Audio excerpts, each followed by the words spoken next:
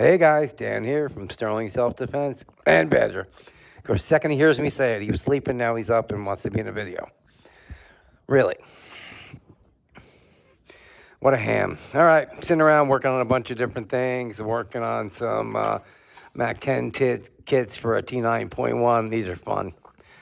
Working on some new alterations, but those will be a couple weeks out until I do a video on those. Bouncing around different products. Running low on those. That was a full box, but the push button ASAs are going quick. So if you guys want them, get them while they're still here. All right, gonna do a VKS today. Working on multiple VKSs. Got one here with a vector kit. I'm working on a shorter one. There's one I just finished, and I gotta test it. And there's Zach. He got his own big king chair. Rough life these guys got. All right, bunch of FSC builds, and there's the VKS, king of them all, in the center. All right, we've got, what do we got on this? We got a 10-round mag on this, UTG foregrip with rubberized grip sleeve, 15 TI carbon fiber tank, flip up sights with a UTG, red dot RMR with a co-witness. We got the bull dot, big dot, love it. We got the Odin on the bottom, detachable. Nice mockish suppressor, kind of brake on the end. What is this barrel? This barrel is, well, I think it's a 14-inch barrel. This is a 12-inch handguard, first strike handguard. We got some handguard cap rails on here. Now, when you put these on, guys, with the VKS and any of these, the VKS FSC barrels they're big. They're a little over 1 inch. So it's not like these are all AR compatible parts, but obviously AR barrels are very small. So when you want to put these on, even accessories, you got to remember, if the screws are too long on your M-locks, they're going to hit your barrel. And almost every time they do. So what you got to do is you've got to, I don't know if I got them laying around. Basically, you got to Dremel off or file down your screws so they're much shorter and they don't get to the barrel. So I had to do this on everything on here. It's ridiculous. But it's the only way they fit without putting the barrel in. You know, hitting the barrel. This one's got, I didn't go with a long barrel nut on this one. I went with my own barrel nut on the end so it doesn't bounce around. Foregrip we got on here. And this one's got full internals done. So let's shoot it and see what it does. All right. Oh, I got to fill this tank and load it up. This one just came off the bench. I just got done with it, hung it on the wall. Went to do something else, and now I got to test it. So, oh, shit. No, I got no air in this tank as usual. All right. We'll do a quick air up. Now, a lot of guys use these scuba tanks or the carbon fiber tanks, but be careful. When filling these up, guys, super dangerous. Do it nice and slow. Watch your pressure, as you can blow tanks up super easy. All right, hook this sucker up.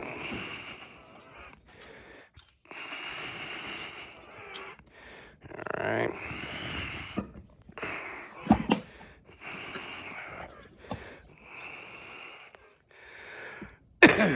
All right. Hard to see with these things on, but I'll make it happen. All right, open our tank up and start filling. Should have a little more light in here.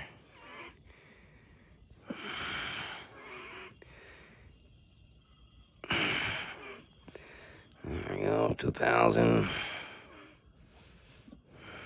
What do I have in this tank?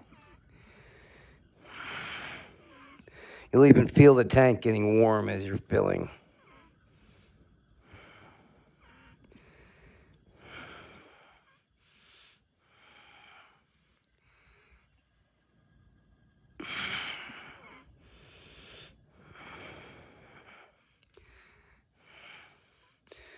A lot quicker than the compressor. This is a carbon fiber 15 CI, so it takes a lot of air.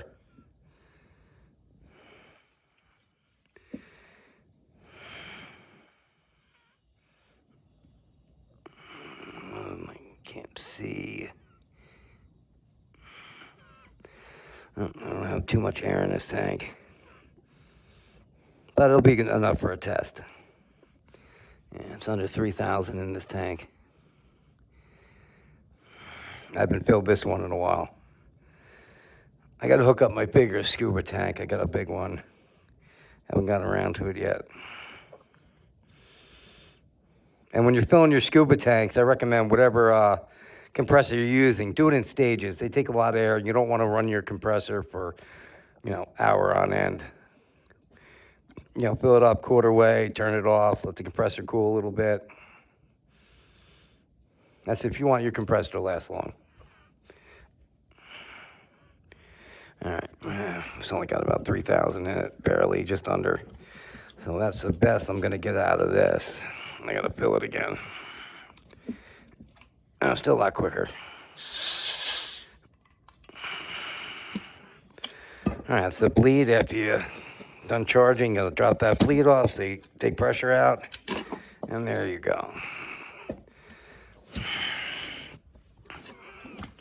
All right, this tank out of here so I don't drop it on the ground and blow it up. Expensive ass tanks. All right, now we need rounds.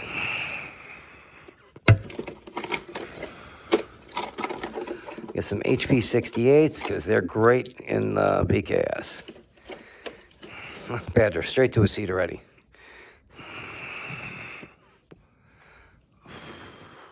Put an extra piece of plywood over the plywood. This one's got some power to it, so. All right, 8 gram HV68.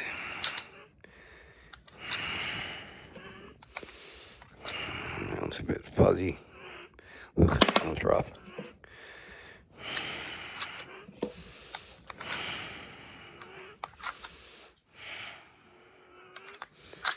All right.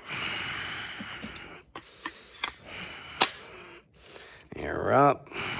Safety should have been on. All right. All right, we are ready to go. Chronograph. I left my bulb on, so I actually remember to use it. I'm a little light, too. There we go. Get the Odin going. All right. First shot. 414. Woohoo, 602. 402. 404. 412. 414. Oh, that was all of them. All right, that's pretty good for the first round. I still got some adjusting to do.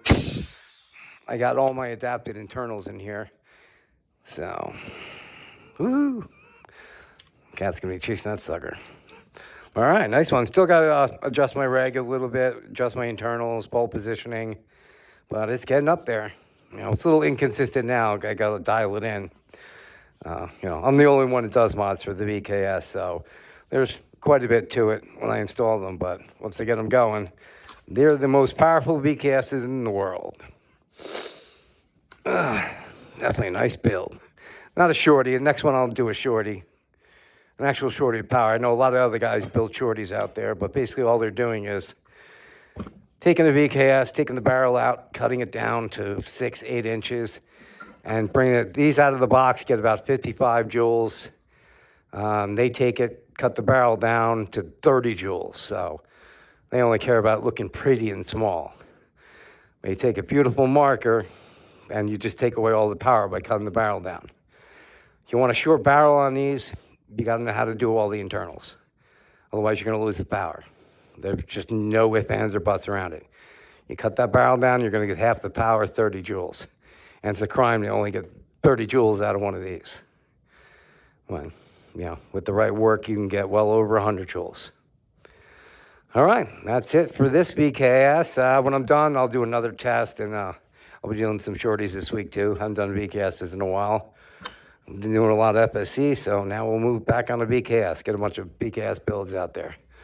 All right, guys, stay safe, and I will see you on the next one.